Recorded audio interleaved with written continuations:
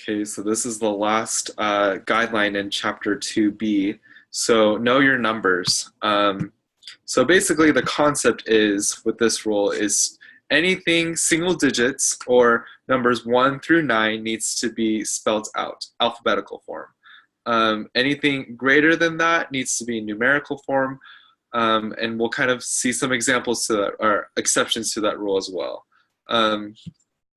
So basically, this is exact same thing. So 1 through 9, spell it out. Over 10 or over needs to be used as the numeral. Percent signs. So this is kind of a tricky one, but basically follow your company's style guide. For this class, though, our style guide is if we have the percent word, we're actually going to be using that symbol form, not the word percent. So we're going to use 11.8% only.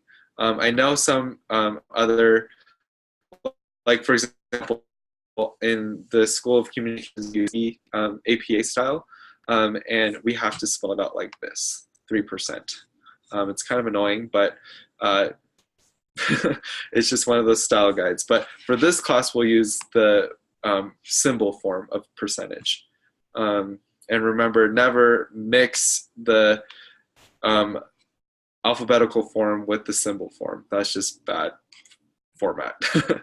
All right, the next is dates. So this is pretty, a lot of examples in the book, but the number one thing that I want y'all to never do in this class is to write out your dates like this. June 7th with the TH, just leave it like this right here. June 7th, 2018. Again, style issue, but you won't lose points on your assignments. The next one is monetary amount. So when we're talking about dollars, we want to have consistency. So for example, if this one is I had $7.36 and gave $5 to a homeless man. If this was just $7, we could actually just leave it as this.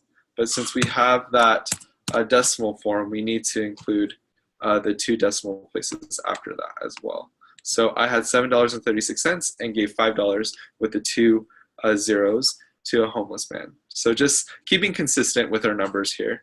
The next one is fractions. So in business style writing, again, this is a style guide issue, we are going to write our fractions like this, so 3/4.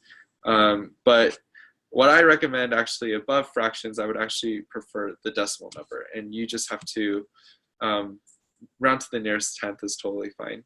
You don't need to go like to the 100th or 1000th, just the 10th is fine. So yeah, let's get into a sample question that you might be asked on the test. So which item uses correct punctuation? A, I was 5 when I first went to Disneyland. B, 30% of the student population has been to Disney. C, I love the Disney quote on page 5. D, I spent $50 on a cheap flight to Disney, but spent $80.50 on a hotel. E, when I went to Disney World, I ate 5 churros, 6 Dole Whips, and 14 buckets of popcorn. So if I'm looking at this, I automatically know A is wrong because it's less than 9. It's 9 or less, so that one's out. So A is out. C. So, here's another thing too. So page numbers are also in the numerical form. They're not spelt out. So if this was like this, that would be totally fine. But since it's spelt out, C is wrong. D. So $50 and $80.50. We're looking for consistency, and that is not consistent. So it would be right if we did $50.00, but we didn't, so D is wrong. And then E, same thing here, we're looking for consistency. So the 5 and the 6 is right, but since we have the 14, which is greater than 10, we actually need to change this to the numerical form. So 6 and 5. Just for consistency. Again, numbers are all about consistency. So E is out, but let's see if B is correct. Okay, so we're looking at our style guide, always in percent form, 30% of the student population has been to Disney, and that is correct, so I think that is the right answer. Let's see if we're right. Cool, it is B.